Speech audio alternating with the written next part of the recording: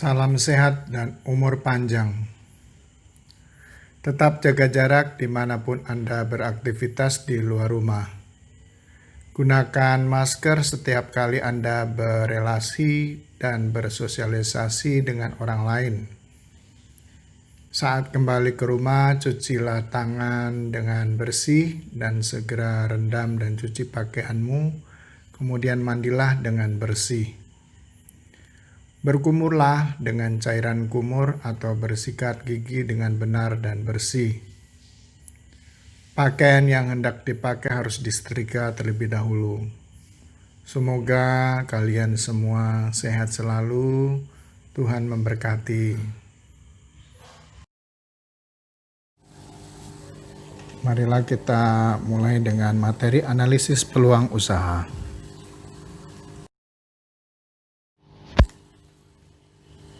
Apa yang harus dianalisa?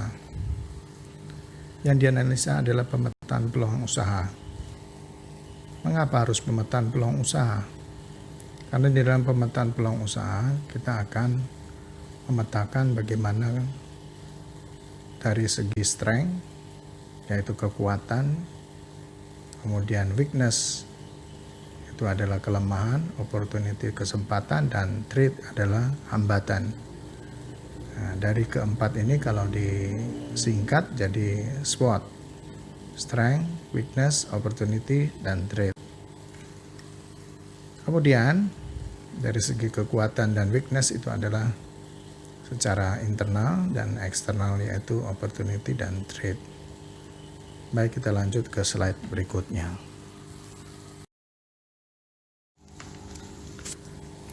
Langkah-langkah SWOT. Yang pertama adalah identifikasi. Kemudian dari identifikasi itu kita bagi menjadi dua bagian, yaitu faktor eksternal dan faktor internal. Di dalam faktor eksternal itu ada peluang dan ancaman. Peluang itu opportunity, ancaman itu adalah threat. Faktor internal yaitu strong atau kekuatan. Kemudian weakness itu adalah kelemahan. Jadi ini ada kaitannya dengan pemetaan tadi, yaitu yang disingkat dengan SWOT. Jadi hubungan antara pemetaan dan mengidentifikasi ini kita mengetahui apa yang menjadi faktor eksternal dan apa yang menjadi faktor internal. Nah, supaya dipahami yang mana faktor internal dan mana yang eksternal. Apa yang harus diketahui dengan mengidentifikasi ini sebagai langkah-langkah SWOT? Nah, dari peluang itu sebagai seorang wirausahawan atau sebagai seorang melakukan suatu prakarya, itu harus melihat peluang dan apa yang menjadi ancaman atau hambatan.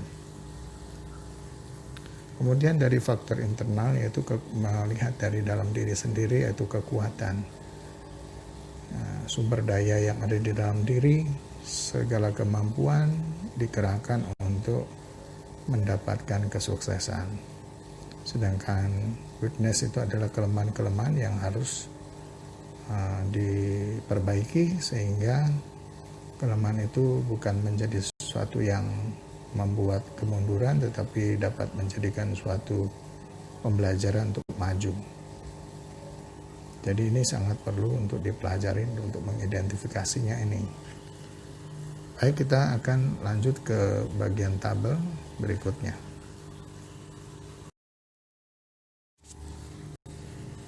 Memahami apa itu analisis peluang usaha. Kita lihat dari tabel ini. Maka di dalam tabel itu ada yang istilahnya SWOT tadi, strong dan weakness, kemudian opportunity dan threat.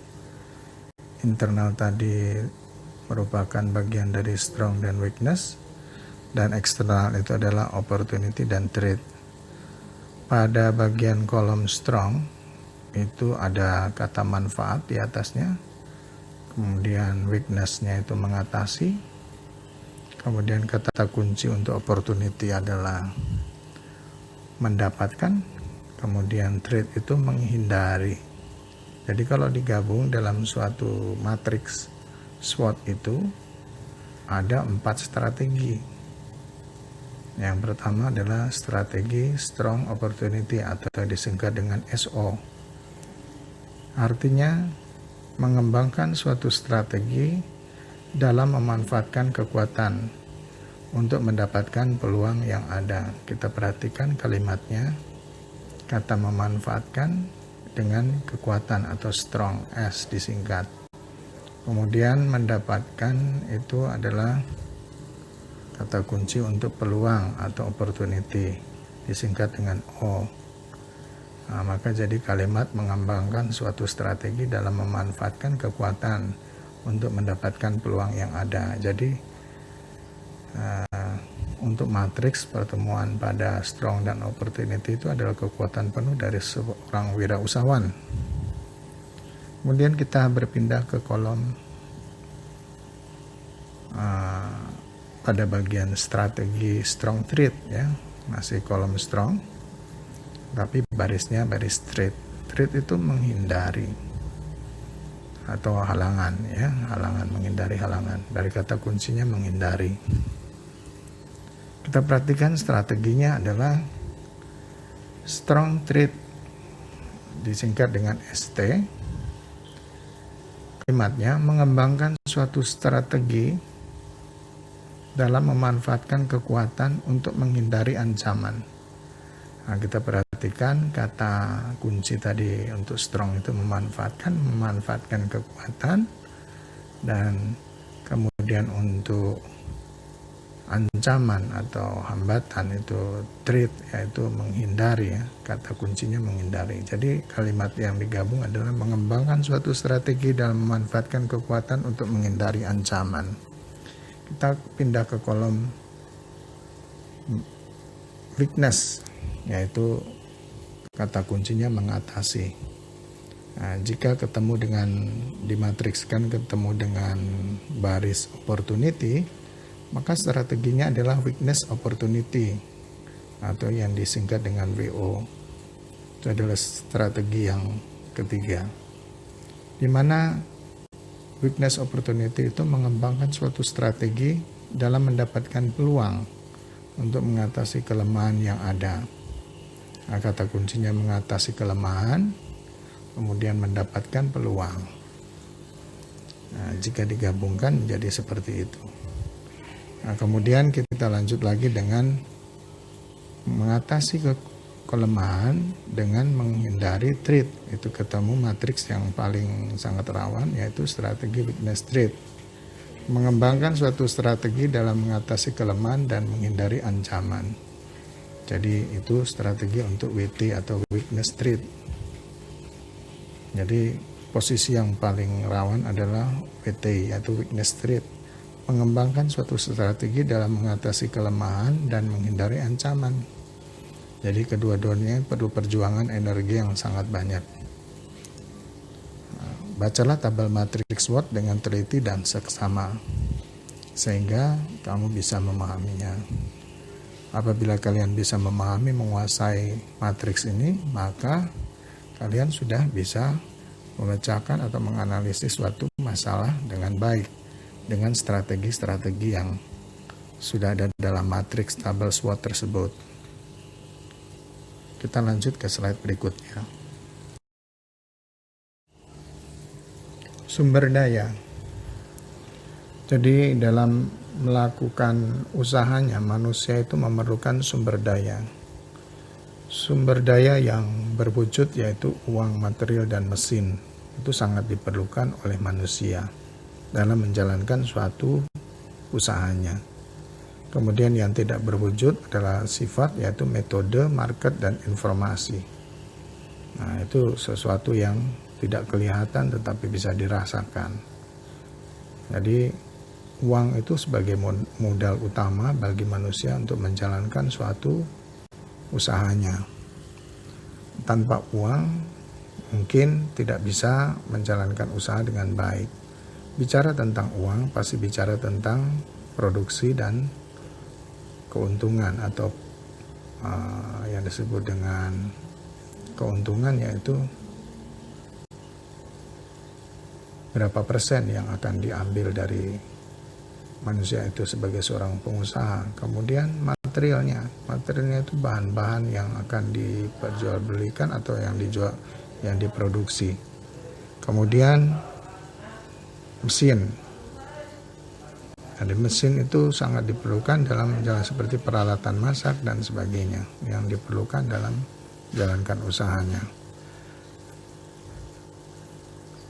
Selanjutnya adalah untuk menjalankan suatu usaha adalah metode. Di dalam metode itu